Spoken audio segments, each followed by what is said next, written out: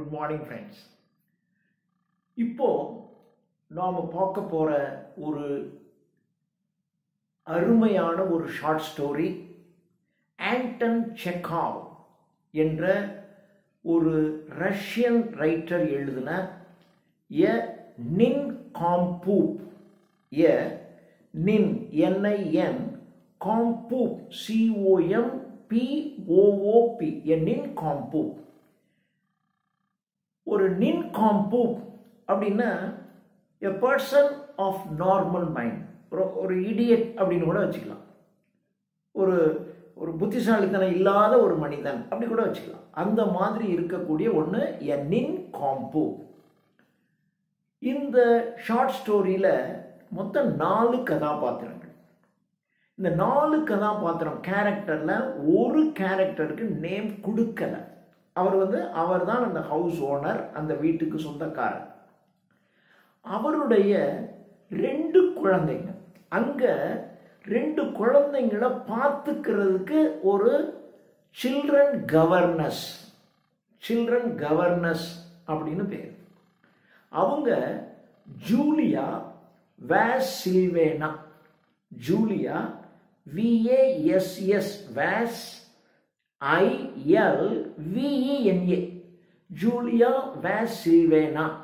நீங்க ஜூலியான்னு வச்சுக்கிட்டா போதும். Julia Vasilyevna, Julia.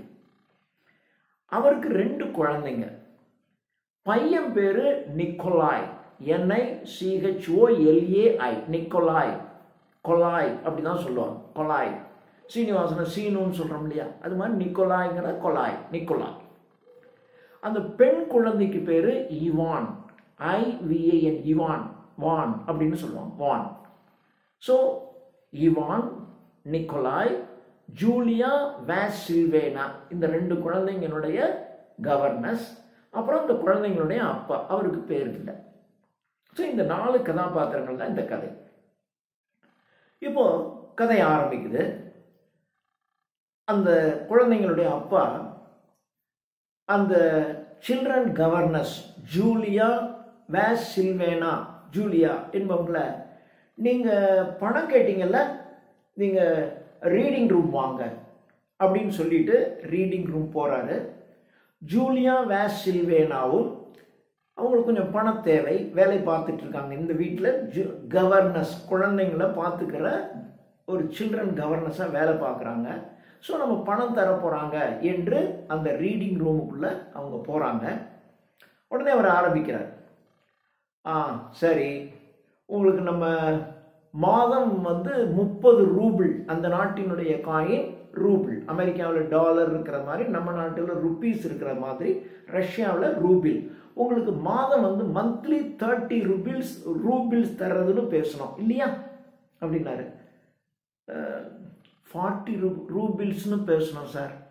No 40 roubles நான் பேசல, 30 ரூபிள்ஸ் தான் பேசணும். நான் நோட் பண்ணி வச்சிருக்கேன், என் டைரியில் நான் நோட் பண்ணி வச்சிருக்கேன். யாரு ஒரு சில்ட்ரன் கவர்னஸ்க்கு யாரு 40 ரூபிள்ஸ் தருவாங்க? எங்கேயுமே 30 ரூபிள்ஸ் தான் தருவாங்க. நம்ம 30 ரூபிள்ஸ் தான் பேசணும்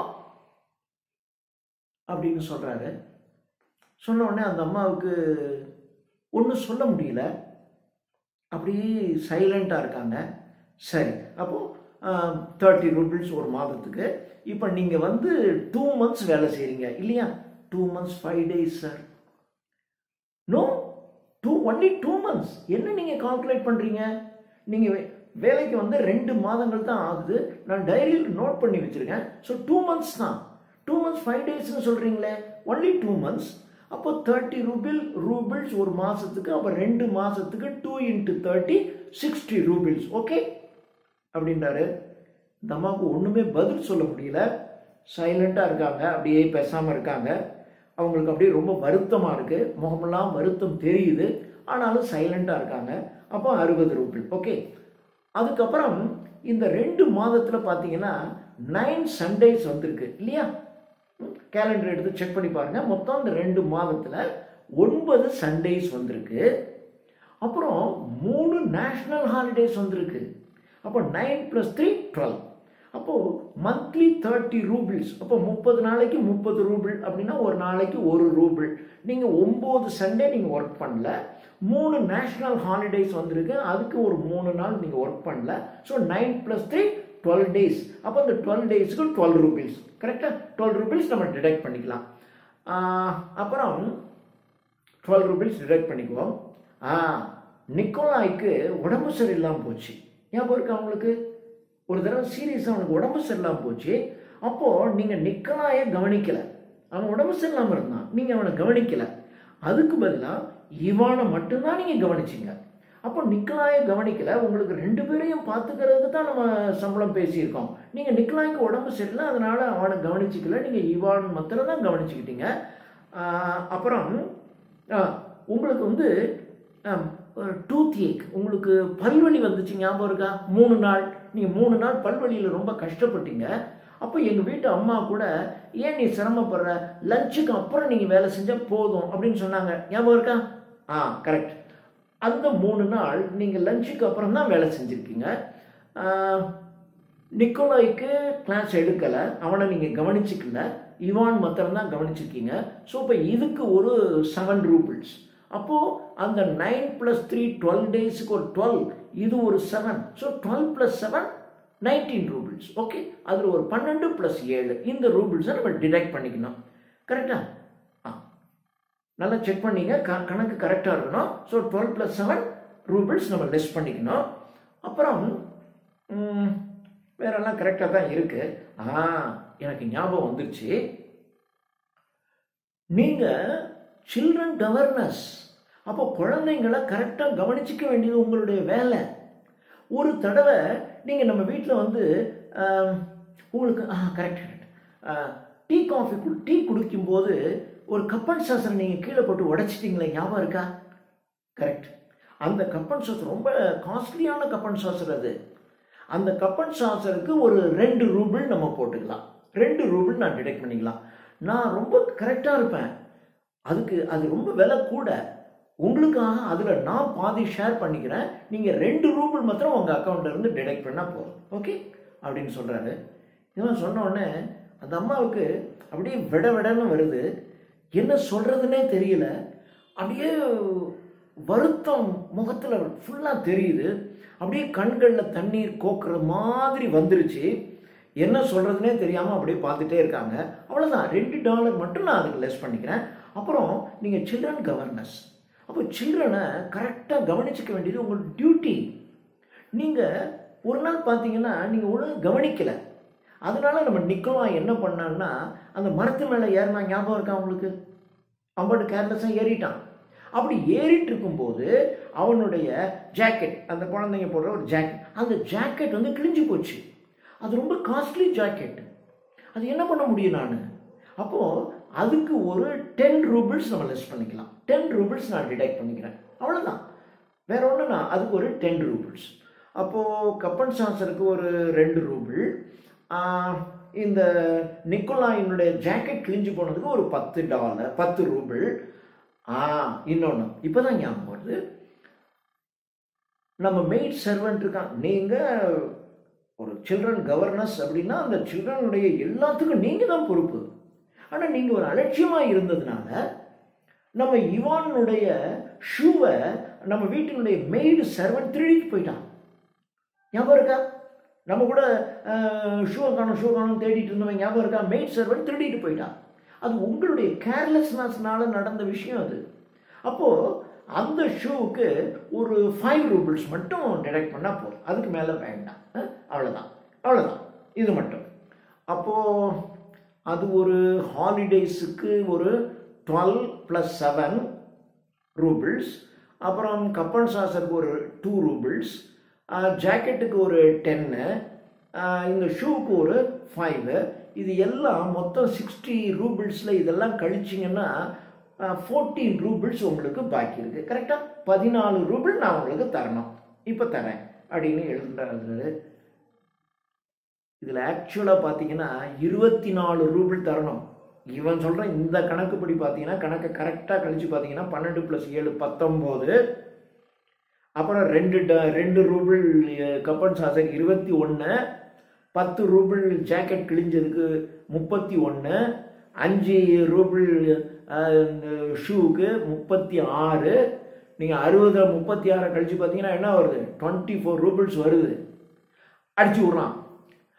எல்லாம் கணக்கு பார்த்தா எல்லாம் ஒட்டுமொத்தமாக இப்போ நான் சொல்கிற மாதிரி சொல்ல அப்படியே பேசிக்கிட்டே இருக்கான். அப்போ எல்லாம் கழிச்சிட்டா 14 ரூபிள்ஸ் மிச்சம் வருது. கரெக்டாக கணக்கு கரெக்டாக இருக்கணும். ஸோ 14 ரூபிள்ஸ் இந்தாங்க அப்படின்னு ட்ராயர்லேருந்து எடுத்து எண்ணான்.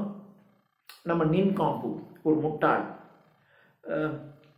அதுக்கு அப்படியே அழுக பொத்துட்டு வருது. அதுக்கிட்ட நான் அம்மா கிட்ட 3 ரூபிள் அட்வான்ஸ் வாங்கியிருக்கேன். ஐயோ, நான் பாருங்க அதை நோட் பண்ண மறந்தே போயிட்டேன். Correct, thank you. 3 ரூபிள் நீங்கள் அட்வான்ஸ் வாங்கியிருக்கீங்கல்ல, அப்போது 14ல் அந்த 3 ரூபிள் கழிச்சுட்டா மீதி 11 ரூபிள்ஸ். ஓகே அப்படின்னு சொல்லி தன்னோட இதில் இருந்து 11 ரூபிள் எண்ணி அந்த ஜூலியா கிட்ட கொடுக்குறாரு. ஜூலியா வா சில்வேனா என்கின்ற நின் காம்பு அதுக்கிட்ட கொடுக்குறாரு. அந்த அம்மா வாங்கிக்குது. கண்களில் அப்படியே தண்ணீர் கோத்து நிற்கிது. அழுதுருவோம் போல இருக்கு. டக்குன்னு வாங்கிக்கிட்டு தன்னுடைய பர்ஸில் தன்னுடைய பேக்கில் அந்த பணத்தை உள்ளே சொருகிக்கிட்டாங்க. சொருகிட்டு கிளம்பி போகும்போது மர்சி மர்சி அப்படின்னு சொல்லிட்டு கிளம்புறாங்க. மர்சி என்றால் ரஷ்யாவில் தேங்க்யூன்னு அர்த்தம். பிரெஞ்சு லாங்குவேஜில் MERCI மர்சி என்றால் தேங்க்யூ என்று அர்த்தம். அது பிரெஞ்சு லாங்குவேஜில். ரஷ்யாவை பொறுத்த வரைக்கும் அந்த காலத்தில், அதாவது இந்த 20th செஞ்சுரியினுடைய பிகினிங்கில் பிரெஞ்சு லாங்குவேஜை யூஸ் பண்ணுறது அப்படிங்கிறது ஒரு அப்பர் கிளாஸ், நீங்கள் வந்து ஒரு மேல்தட்டு வர்க்கம். இப்போ நம்ம என்னதான் இருந்தாலும் தமிழில் பேசினா காட்டுற மாதிரி இருக்கும். நடுவில் நீங்கள் இங்கிலீஷ் வார்த்தையை கலந்துக்கலாம். தேங்க்யூ அப்படி இப்படி சொன்னீங்கன்னா தனியாக ஒரு படித்தவங்க மாதிரி இருக்கணும். நம்ம அப்படி இங்கிலீஷை வந்து ஒரு அப்பர் கிளாஸு, ஒரு மிடில் கிளாஸு, ஒரு படித்தவங்க, அப்படி ஒரு சோஃபிஸ்டிகேட்டட் சொசைட்டியில் இருக்கிறவங்க நடுவில் இங்கிலீஷ் கலந்து பேசுகிறாங்க நம்ம எப்படி எடுத்துருக்கோமோ அதே மாதிரி அங்கே வந்து ஃப்ரெஞ்சில் மர்சின்னு சொல்கிறது. மர்சி அப்படின்னு சொல்லிட்டு போனான். மர்சி என்ன சொல்கிறீங்க நீங்கள்? இல்லை நான் தேங்க்யூ சொன்னேன். எதுக்கு தேங்க்யூ? அப்போ நீங்கள் தேங்க்யூ சொல்கிறதுனா என்ன அர்த்தம்? நீங்கள் அப்போ நான் என்ன உங்கள் பணத்தை திருடிட்டேன்னு நினைக்கிறீங்களா? அல்ல உங்கள் பணத்தை நாங்கள் கொள்ளையடிச்சிட்டோமா? எதுக்காக நீங்கள் தேங்க்ஸ் சொல்கிறீங்க? அவள் தேங்க்ஸ் சொன்னால் ஏதோ உங்கள் உழைப்பை நாங்கள் திருடின மாதிரியும் உங்களுடைய பணத்தெல்லாம் நாங்கள் திருடி வச்சுக்கிட்ட மாதிரியும் ஏதோ உங்கள் பணத்தை நாங்கள் கொள்ளையடித்த மாதிரிலாம் நீங்கள் சொல்கிறீங்க. நீங்கள் சொல்கிறத பார்த்தா அந்த மாதிரிலாம் இருக்குது அப்படின்னோடனே அந்த அம்மாவுக்கு பயம் வந்துருச்சு. சாரி சார், சாரி, ஐயோ நான் அப்படி அப்படியெல்லாம் சொல்லலை. இப்போ எப்படி சொல்கிறீங்க? நீங்கள் எதுக்காக அப்படி சொன்னீங்க? நாங்கள் என்ன பண்ணோம்? உங்கள் திருடிட்டோமா நாங்கள் அப்படின்னு கேட்குறாரு. இப்படி கேட்டவுடனே சாரி சார், சாரி சார் அப்படின்னு அப்படியே கண்களில் அழுக வந்துட்டு, சார் இதுக்கு முன்னாடி நான் வேலை பார்த்த இடத்துல எங்கேயுமே சம்பளம் வாங்கினதே இல்லை சார். உங்கள்கிட்ட இந்த 11 ரூபிள்ஸ் வாங்கியிருக்கேங்கிற அந்த நன்றியில் தான் சார் நான் தேங்க்யூ சொன்னேன் சார் அப்படின்னு அந்த அம்மா சொல்லுது. ஆமாம், உனக்கு எவன் சம்பளம் தருவான்? நீ வாழ்க்கை பூரா சம்பளமே நீ வாங்க மாட்டேன். உனக்கு என்ன முதுகெலும்பு இல்லையா? நான் இவ்வளோ சொல்லிக்கிட்டு இருக்கேன், எதுக்கு நீ வேடிக்கை பார்த்துட்டு இருக்க? ஒரு இடத்துலையாவது உன்னால் வந்து எதிர்த்து கேட்க முடியுதா? Are you spineless? முதுகு தண்டு இல்லாதவளா நீ? நான் இவ்வளோ சொல்கிறேன்ல, ஒரு வார்த்தை உன்னால் எதிர்த்து சொல்ல முடியுதா? எதுக்காக வாயை மூடிட்டு இருக்க? அப்போ நீ இந்த வாயை மூடிக்கிட்டு இருந்தா உனக்கு ஒருத்தனுமே சம்பளம் தர மாட்டான் அப்படின்னு சொல்லிட்டு, இந்த பார் உனக்காக 80 ரூபிள்ஸ், அந்த 2 மந்த்ஸுக்கான 80 ரூபிள்ஸ் நான் ஏற்கனவே எடுத்து ரெடியாக வச்சிருக்கேன். இந்த பார் 80 roubles, it is your money. எதுக்காக நீ இருக்க? அப்போ to teach a lesson. So horse treatment teachers a lesson. இந்த மாதிரி நான் கடுமையாக நடந்துகிட்டது வாழ்க்கையில் நீ இது ஒரு பாடமாக எடுத்துக்க. எங்கேயும் போய் இந்த மாதிரிலாம் இருக்காத. இப்படி இருந்தால் நீ வாழ்க்கையிலே வாழ முடியாது. ஸோ யூ ஆர் அ நின் காம்பு அப்படின்னு சொல்கிறாரு. சொல்லி அப்படி முடிக்கிறாரு. அந்த அம்மாவுக்கு மறுபடியும் கண்களில் தண்ணீர், ஆனந்த கண்ணீர். ஏன்னா 80 ரூபிள்ஸ் முதல்ல இதுக்கு முன்னாடி வேலை பார்த்தா எந்த இடத்துலையும் சம்பளம் தரல. ஏன்னா இது எங்கே போனாலும் சார் இல்லை சார் இப்படி பேசுனா அவன் அடித்து பேசி காசை தரமாட்டான். அங்கேருந்து வேலையை விட்டு வந்துடும். இங்கே வந்தோடனே இவனும் அப்படி தான். இதில் இன்னும் போட்டு அடித்து கடைசியில் 11 ரூபிள்ஸுங்கிறான். வாங்கிட்டு போகுது. ஒரு இடத்துல எதுக்கு சார் அதை பிடிக்கிறீங்க? ஏன் பிடிக்கிறீங்க நீங்கள் அப்படின்னு கேட்கணும்ல. அதுதானே கரெக்டு. ஸோ அப்படி கேட்குற முதுகெலும்பு இல்லாத மனிதர்கள் இந்த உலகத்தில் எப்படி இருப்பாங்க?